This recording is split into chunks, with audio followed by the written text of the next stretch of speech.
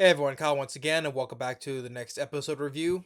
And back we're on reviewing of season 3 of Oshinoko, episode 29. And now that, now with the Akane, now that she's discovered who Aqua's real father is. Now, the question is though, well, she said she's gonna investigate on her own, right? We see we do see her do asking quick questions with some other people, right? And so, the thing is though, she's been good. She's been good and supportive to Aqua, right? I mean, later she's on the phone with him, and well, he calls her and saying that, hey, you've been, and Aqua telling her that you've been the one positive thing in my life. Giving me hope, and so. Akane's been very happy. He's like, hey, you know what? I'm glad I'm with you. I'm glad I decided to go out with you. And that makes her happy, right? Now, of course, she's not gonna say about regard anything about his father yet that she found out who he is, because she does not want that for him. She wants him to be happy and not continuing on this path of revenge, though. But she just says that she will help him any way we can, to try, help him any way she can. And I just think that that's how this is she knows how this how much it has consumed his life. So I just maybe she's probably going to go out. She's going to kill for him. That's why she's looking. That's why she probably is not going to tell him about it. So maybe, well, hey, maybe she'll probably go out and do it herself. To save him from doing it from get because it's gonna be nothing but torture for him by doing this. So this whole revenge thing for him. So that's why maybe she may go on and do this herself. But and the whole thing just it was a good conversation between the two of them.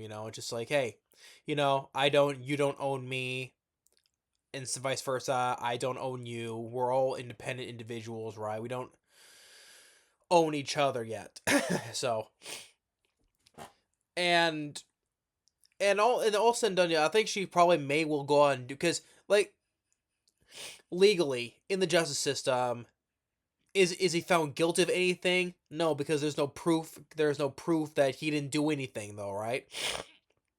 So the only option is just take him out with your own two hands, right? So, but I just that Akane is probably gonna try to do it herself, so instead of letting Aqua do it, though.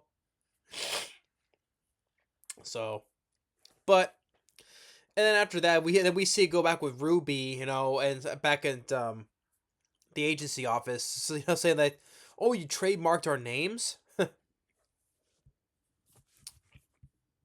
Well, we'll be saying that that you trademark names, that their legal names. You cannot use your names. Like it's like idols don't have any much still have as much freedom as they thought they were. And Ruby throwing her little temper tantrums. So it's just like the whole talk. It's just it shows that the whole toxicity of the whole entertainment industry is.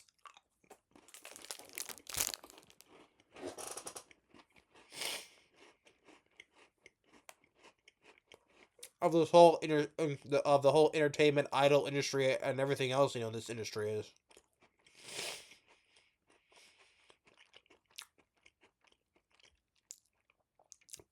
And by the way, if you're wondering, I'm having me some Thin Mints.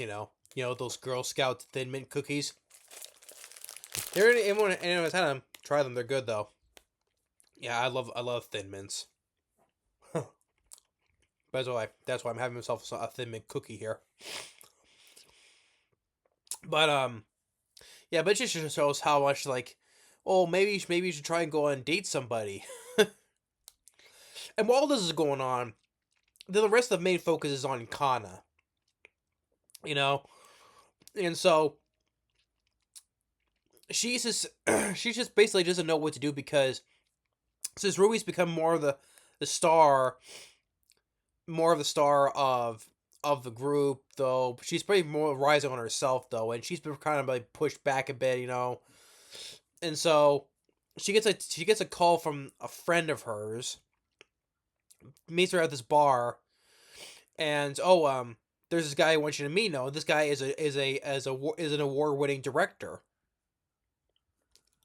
So this guy, which all consensus, the guy is a nice guy though, and he is married, and he wants to offer, wants her to try to to act more in movies, try to get her back into her, because he's heard of her, from back in her career, so he's heard of her, so probably wants to give her a chance, offer her a chance,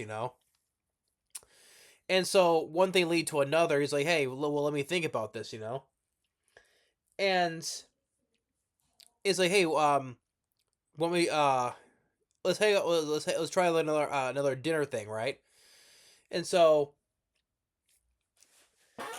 he knows about our backstory, and just offering a chance, because he knows how the whole thing of Hollywood is, and the whole thing with entertainment, and because he he knows that he's interested in actors, right? He's not this type of he doesn't sound like a type of, well, like the previous director, who pushed the whole cosplay scandal, right? He's good at finding an interesting actors, and who could act very well and stuff like that, right? So, and he wants to see that in Kana, and wants to offer her more things. So, but her, because she's looking back, because what has she done, recently? Because she hasn't herself got power. Is Ruby is the one stealing more of the spotlight more than her. So, in a sense, she always goes back to his studio, which more looks more like an apartment building, but an apartment. and and the whole thing with the guy, just he knows that, trying to, even though he's married, but it's like an open marriage thing. They know if each other is not just what to say, like she says, or he says, all that stuff, right? They know about that, what they do with each other, with other people, right? So, and technically, in a way, it's not really cheating. It's not. So, and offering more of the stuff, like, just she's just dwindling more on what she should do, with her career, just because more acting, she gets more jobs and probably get more noticed, and so, and the guy really wants to, like, just like, well, technically she's 18 now, but the whole thing just like, okay, the guy wants to try to put something onto her, so, and then the whole thing, which she just goes and lays back on the couch, casting couch, right? And then she thinks about what happened with Aqua, and she starts crying, and just starts like, hey, it's all because of him, I hate him, he's just such a jerk and all that stuff. And the guy, he's just listening, wow, tell him more about this guy, So, I mean, overall, the whole thing with the guy, with this director, I mean, the guy seems like a nice guy, though. He's not one of those big perverted. He's not the huge perverted creeps. Oh, let's come over to my place. Oh, I'll take you an offer. Whoops, nope, I tricked you. Not really. He's not that type of guy. He's just he's interested in good. He's interested in good actors who can act, but just with a little more influence, right? But the guy does have, like, and in the business of getting actors, he does have these, like, good intentions at heart, though. But just like, well, the whole thing was just. And Kana is like, she's like, well, maybe I shouldn't, or no. I mean, it would give me more notice, but and then she thinks about Aqua, and then the thing is, though, as soon as she leaves his place, then someone from across the street in a car is taking pictures of her. You know, trying to create a story, a scandal story, right? And I have to assume that's because I assume it was that friend of hers that tipped this guy off, because we see her. the friend on the somewhere place on a phone and then with some friends at a bar. She gets this text on the phone from Kana, and so she walks away with kind of like this kind of like disgusted look on her face, and standing all alone in this dark place, and then next thing you know, with Kana leaves the building, then someone's taking pictures of her. I assume that was a Mako or Mako or hired this guy to take pictures. I think that it's because trying to make us go, oh, seeing this director and doing something scandalous, trying to create a tabloid story basically. So yeah, that's that. I assume it was that friend who tipped off that guy, to take the pictures of her. That's what I thoroughly believe. So, but overall, it was a really great episode, though.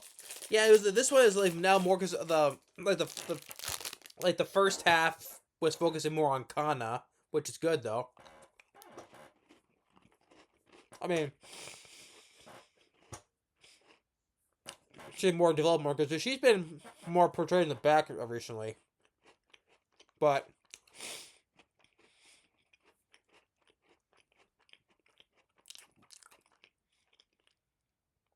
they say never talk with your mouth full. So, but I thought it was good that she got more of a pretty much the center of attention this episode. But then the other stuff was good too, though. Like the whole thing with Ruby with the whole trademarking thing, and then with Akane just you know telling Aqua, you know, I'm glad with you, and then Aqua saying, you've been the one positive thing in my life, And that's giving them closure, because if it wasn't for her being with him, he would just been a miserable, disparative individual, just with a heart on vengeance, So she's been like the one thing that's been the one light in his life, basically. But she has not told him who he found out that she found out though, about the father. So that's why I assume she's probably gonna try to do it herself, find out where the guy is and try to do away with them before Aqua does, because she sees that revenge has destroyed his life. He's been so miserable for years, so for a long time. So I like she's trying to be very helpful and just to help him move on with his life and just don't be on with vengeance, So now that she's found out, I wonder if she's probably gonna do it herself, So but overall, it was very good episode though. Episode of 29 as of Oshinoko. So yeah, and and we like to see I had to see more manipulative things from Ruby,